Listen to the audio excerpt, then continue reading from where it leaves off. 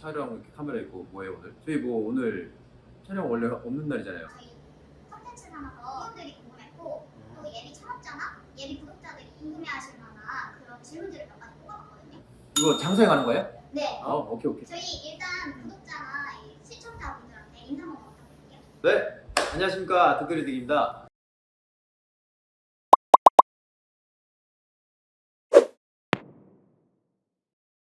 안녕하십니까 득그리득입니다.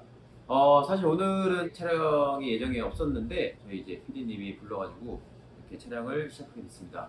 뭐 일단 예비 창업분들이나 저희 직원들이 그리고 장사에 관해서 좀 궁금해했던 부분들을 조금 이렇게 준비했다고 하니까 제가 거기에 대해서 성심성의껏 제가 아는 한에 있어서 최선을 다해서 답변을 한번 해보도록 하겠습니다. 요리 전문이나 요리를 해본 적이 없는데 음식업을 할 수 있어요. 그러니까 전공성이 아닌데도 창업할 수 있냐? 네. 당연히 하죠. 당연히 할 수 있죠. 저 같은 경우도 다른 일을 하다가 당연히 요리의 요자도 모르셨죠. 처음 시작할 때 뭐 제가 전에 오프닝 영상에서도 말씀드렸지만 간단하게 4달 반이라고 바로 가게를 차린 케이스란 말이에요. 저도 그때 칼을 처음 잡아봤어요.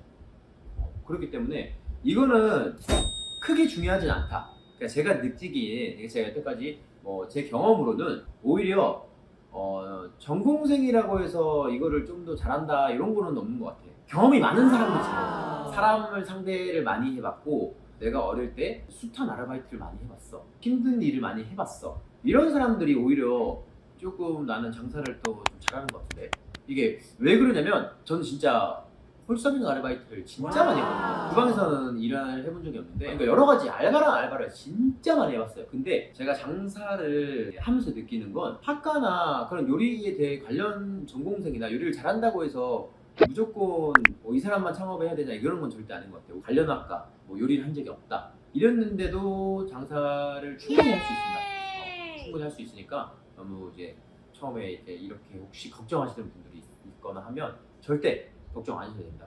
일단 자신감이 일단 중요해요. 자신감. 나는 무조건 된다. 이런 마인드로 장사를 이제 임하시면 될 것 같습니다.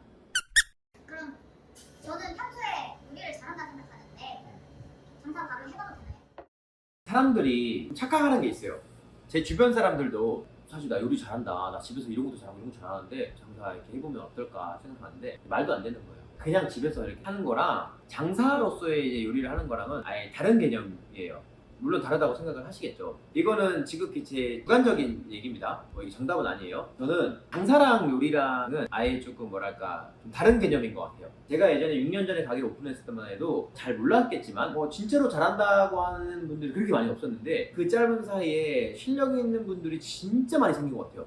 인테리어면 인테리어, 이런 음식 마시면 이런 거에서 되게 많이 이게 느꼈는데 자 그럼 반대로 호텔 출신이나 유학파들 다 성공해야 되는데 사실 그런 건 또 아니거든요. 어쨌든 손님을 끌어오고 손님이 왔을 때 어떤 식으로 접객을 하고 이런 거에 있어서 커뮤니케이션 일의 능력이라든지 그런 게 뛰어난 상태에서 맛있는 요리가 나왔을 때 이게 뒷받침이 되는데 아니 뭐 그런 서비스가 전혀 없이 요리는 맛있어. 물론 그 맛이 말이 안 돼. 여기밖에 못 먹고 막 내가 이런 맛을 막 처음이야. 막 이러면 잘 되죠. 이러면 상관없어. 그러니까 이 정도로 낼 수 있다고 하시면 그런 분들은 무조건 잘 돼요. 근데 제가 말하는 거는 일반적으로 요리의 맛이 평범보다 조금 위다.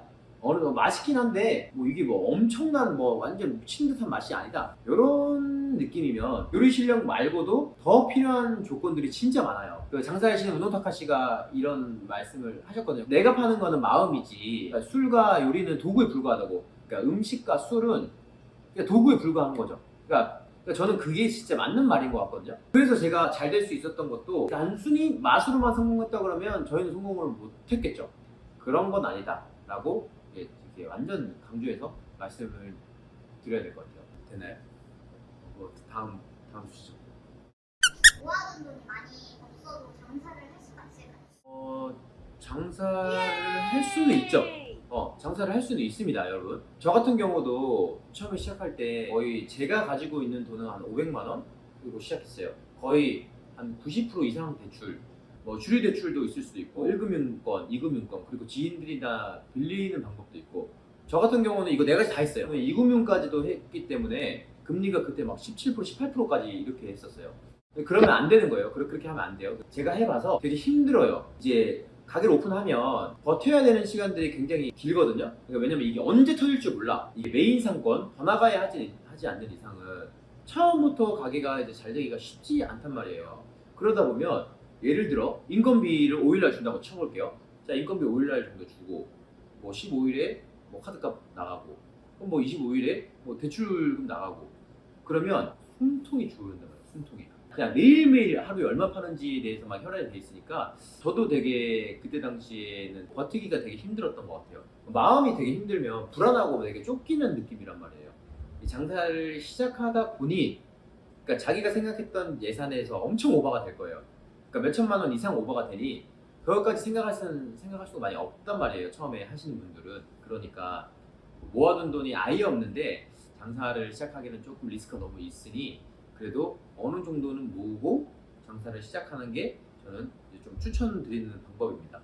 그러면 네. 창업할 때 비용이 대략 얼마 정도 들까요? 제 또래, 제가 지금 30대니까 제가 처음에 장사를 했을 때 20대, 29대 장사를 시작했습니다. 20대 후반이나 30대 초중반 분들이 장사를 시작할 때 대충 얼마나 드는지 이런 거에 대해서 조금 이제 저를 대입해서 좀 말씀드리면 기본적으로 술집이라고 얘기해 볼게요. 술집 거기다가 뭐 음식점도 마찬가지고 서울이다. 뭐 상권이 뭐 A급, B급 아니다. 예를 들어 A급이라고 소위 말하는 그 번화가 막 유동인구가 엄청나고 B급 상권이라고 하는 게 보통 거기 이제 메인 상권의 바로 옆골목이나 뭐 그런 데들. 하여튼 어쨌든 유동인구가 많은 데죠.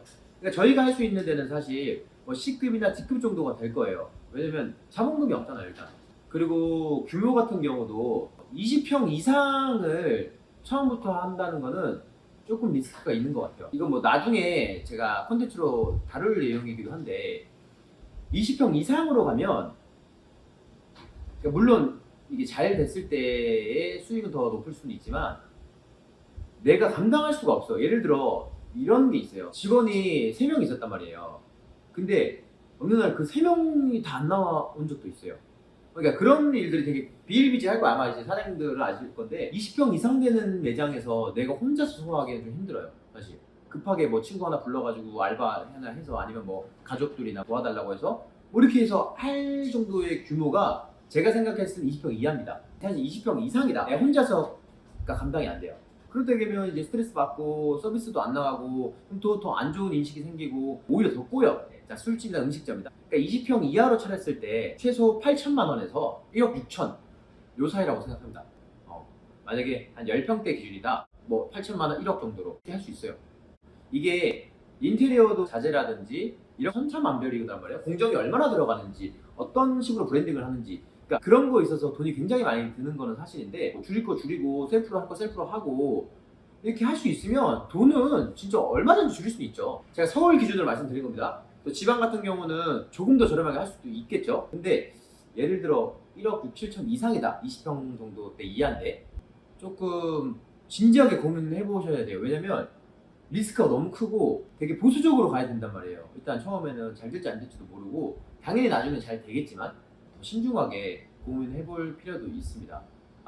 여기에서 제가 말하는 1억 6, 7천 안에 권리금, 보증금, 시설 집기류, 뭐 인테리어비 다 포함이에요. 물론 자본금이 있으신 분들은 더 좋은 데서 더 좋은 상권에서 인테리어도 삐까뻔쩍하게 하면 좋죠. 근데 제가 말씀드리는 거는 그냥 일반적인 부분에서 평범한 사람들이 창업을 했을 때에 결론적으로 10평 때는 뭐 1억 초반대, 8천만 원에서 1억 초반대, 그리고 한 20평 이하는 18평 요 정도는 한 1억 6천 그 정도면 모든 걸 해결할 수 있게끔 세팅을 하는 게 저는 좋을 것 같습니다.